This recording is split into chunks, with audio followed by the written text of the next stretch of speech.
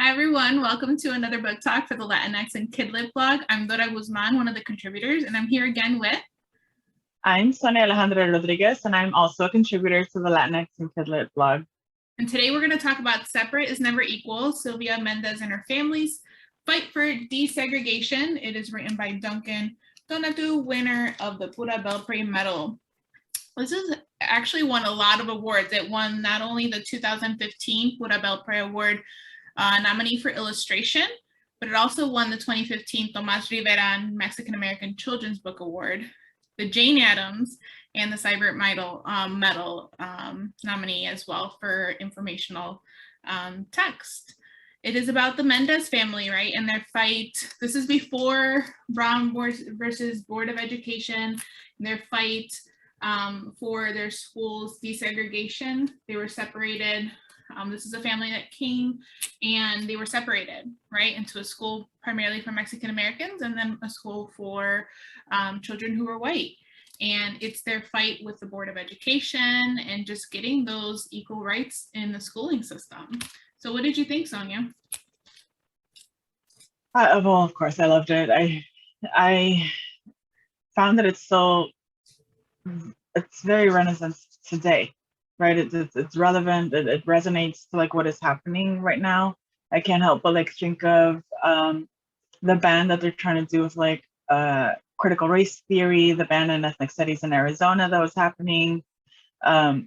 It's wanting to, I mean, it's not a separation of like based on race and ethnicity, right? But it's a separation based on like culture. And this is like kind of like what we're seeing right in this book and like what the Mendez, Sylvia and her family were fighting for, right? Equal access to education. Yeah, this is a very monumental moment in educational history that I unfortunately didn't learn about in school. I learned about it afterwards, and Duncan's book really highlighted not only the importance of it, but how everything unraveled, right? How they were from the same family, and they really touch upon, you know, how their skin tones were different and how these assumptions were made that, oh, you get to go to this school, and oh, but your skin tone is more like children who are white, and you get to go to the other school, and just the distinction among schools, right? You hear about Brown versus Board, you hear about all these other cases, but this is the first time that I really learned about the Mendez case. Yeah, I found that aspect of their life like interesting. The one that you just mentioned about like Sylvia's cousins being lighter skinned and being white passing, that they didn't experience the same discrimination, right? So as Duncan tells it right in this book, their aunt or her aunt goes to register all the children, right? The aunt's children are the cousins, and Sylvia and her siblings. But because Sylvia and her siblings are darker skinned, look more indigenous compared to like the cousins who are fair, white passing, like they had said, right, the cousins can go to this white school, but Sylvia and her siblings could not because they looked more Mexican. And even that within like your family, like how do you reconcile? Like how do you have that conversation of like discrimination, right? And that's a conversation that is ongoing, that needs to continue to happen in our communities, right? That colorism, right, is still an issue in the Latinx community. And so I think that was a part of this book that I had not picked up on in 2015 when I read it the first time, and until I reread it again this time. It's like, wow, they're talking about colorism. Yeah. Amazing. Yeah, and we see that across families, right? In my families, there's various skin tones, you know, throughout the generations. And again, you base like the school to have these assumptions, right? And how prevalent that was really shines a light on how the Latinx community, right, not only was navigating schools with discrimination in language, right, and how they use their language in schools, but also, again, what was white passing and what wasn't. And how they were treated differently. I love there's this whole theme of like coming together in this community piece, which comes, like you've mentioned before in our other videos, it comes across in a lot of the Pura Belpre award-winning books, but this one especially, how they banded together and, you know, learned a lot through a lawyer, right? They were able to go to school board meetings. I just loved how all of that just came to fruition, right? Coming together to fight for equal access to schools. What did you think about those parts, especially, you know, them connecting with that lawyer?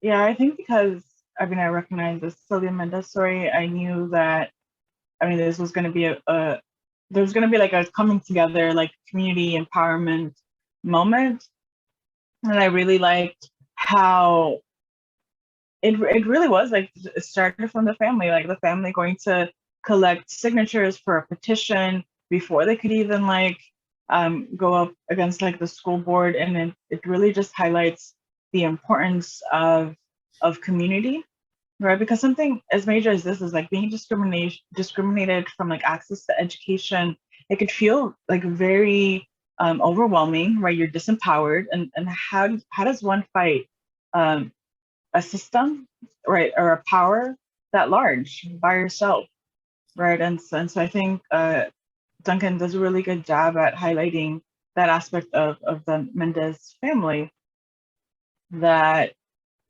you need community.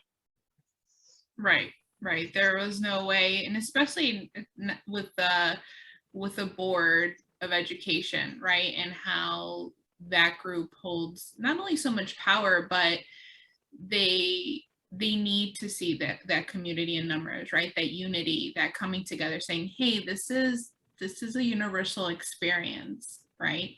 And this is a support we have from the community, that we're seeing across schools, not just one school. Yeah.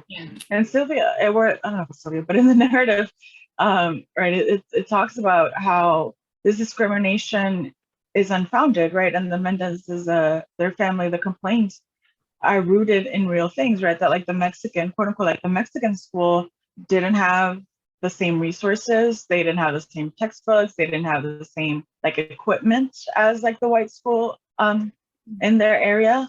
And so, right, the basis for the discrimination was there. Because I think at the very beginning, when like whatever staff member tells Sylvia that they can't register there, I think the staff member says something about like, we think they would do better at the Mexican school, right? And then the case then builds up with like, well, we can't do better if our access to education it's not equal, right? This whole like separate but equal, we know, unfounded, and probably the title, it's never equal.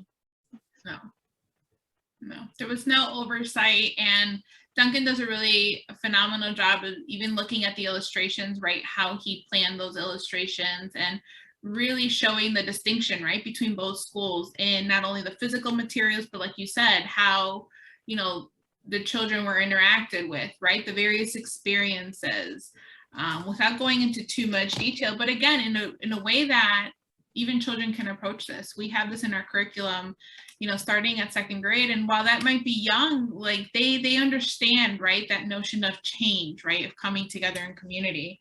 And even talking about how each of their voices are represented. One of the illustrations that I liked, especially because of what it represented, was this section here in the book where you get not only their portraits, but how each person is speaking, right, on their side. And it's that monumental moment of them speaking at the Board of Education. But Duncan, I love how I love all of Duncan's illustrations, but I just like how he planned this out, right, along with the story.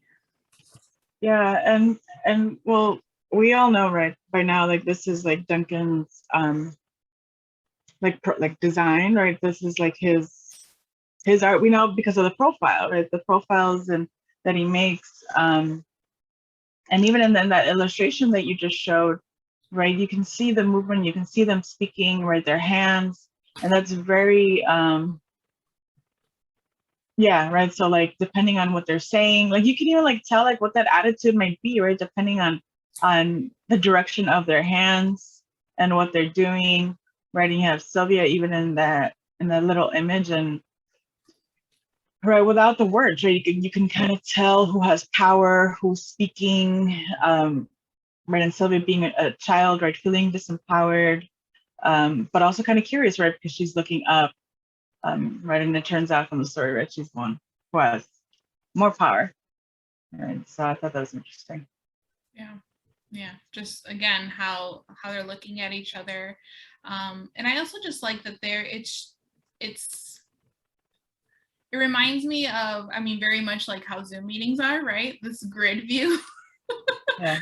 But I like that it all has that equal voice, but like you said, there's more of the community represented, right? It's not just them in the foreground listening to what the board has to say or what other people had to say. It's them being on that same ground, right? Having power in their voice and being heard, which I found really powerful, because I feel in my teaching experience, I see that sometimes, but not enough, right? Where again, the community has that power in their voice. Yeah, I think like an image that stands out to me, it's that one. That's a good one, but I was thinking of a different one when they're at the pool. But this is also a good image. And I think mostly what I like about his illustration is that if you look at the hair, it's hair. Right? If you look closely at it, I mean, it's not like physical hair, or like when you touch the book, but if you look at it, you could see like the strands of the hair. And I remember hearing him speak at some conference, and he talked about how he would use like photographs, right? He would take pictures of it and put it into his art, because he liked the different textures and textiles and just like the layers of art and dimensions that adds to this character, right? So you could see all of the hair, and I think maybe that's why I'm fascinated by this spread, like when they were at the pool, right? Because the story also just kind of reveals that discrimination against Mexicans doesn't stop or start, right, in education, right, the schools, right? But this is an issue that it has impacted, that impacts the large community and their everyday lives. And one of the examples that is brought up is the pool, right? That they can't swim in the public pool, or that there are days designated, right, for Mexicans for the pool. But even in this illustration, like, try to turn this again, you could see like the different like textures, like even the children have different textures. Like one of them has like curly hair, and it's a picture of like curly hair. The blonde one has like really straight blondish hair, right? And then you can even see it in the children in the back, right, represented by being kept out by the bars. I forgot about that process. When I've seen him on author visits and presentations as well, and I forgot about how he demonstrated, right, taking a picture of, like you said, the texture and then incorporating it in his art. I totally forgot about that. I also love about the illustration that you pointed out, like you mentioned, that the children are behind bars. It almost seems that they're encaged, right? They're not only like they're at the pool, right, and they have this fence up, but that image alone also shows how, they're being kept away from something, right? And they're being kept away from just the joys of childhood, because the characters at the bottom, right, they're having fun, they're playing with their friends, and everybody else is like, well, we just get to, sit outside and not enjoy something that's part of childhood. Yeah, and I was thinking something similar, just in terms of like the children, like with the bars, right? That's an image that keeps happening, that keeps recurring in terms of thinking about like immigration, like at the border, right? How many children and like babies we've seen like behind cages, and that image in particular, right, of the baby faces, the children's faces, the brown faces against these poles that are being kept out, right? And I think there isn't a long leap from saying that like the discrimination in education, right, is also based on like xenophobia, based on like these misconceptions, these harmful, dangerous misconceptions of what like immigrants, refugees bring to this country, right? And so what we're seeing is this long history, right, of xenophobia, just through this picture book, and then through this very specific family. It's a long history of xenophobia in this country. Yeah. Yeah. It's so powerful, and it's needed to, just be shared. Again, we hear of all these other cases, right, that are monumental in educational history, but this one set the tone, and there's still a lot of work to be done, like you mentioned. But I feel like through this, not only through this book, but this story as well, it empowers our community to, keep looking out for our children, and keep making sure that, they're getting the education that all our children deserve. Yeah, this is why I love informational text too, because I get to nerd out and learn a little bit, right? And there's actually resources and links too. So if you're using it in your courses and teaching, there's so much references, there's a glossary, but I love those pictures, and I'm so glad he incorporated pictures of Sylvia and her family as well. Yeah, and it's such a powerful book, and I love these books, and just in general, I'm a sucker for community coming together to make a difference, and this is exactly what happens in this book, right? They, spoiler alert, they win the case, right? And right, they get to Sylvia and her family get to go to I can't remember if they get rid of, I don't think they get rid of the Mexican school, but it brings up this issue of we need equal access, and so they won the case, and I think that's kind of what comes out of it. And it's such an empowering moment of triumph, right? And again, I love seeing representations of children standing up to these monstrous powers that could easily be seen as well, we're going to stomp on you, but here you have children who are well, this is fair, I'm going to fight it, right? And they win, and it's amazing and beautiful, and such a great message. Yeah, highly recommend. Right. Well, thank you again, Sonia, for joining me on another book talk. Make sure to check out there are other videos on our YouTube channel. It's all shared throughout our Twitter and Instagram. And thank you for again talking about Separate is Never Equal by illustrated and written by Duncan. See you next time, everyone. Yeah, bye.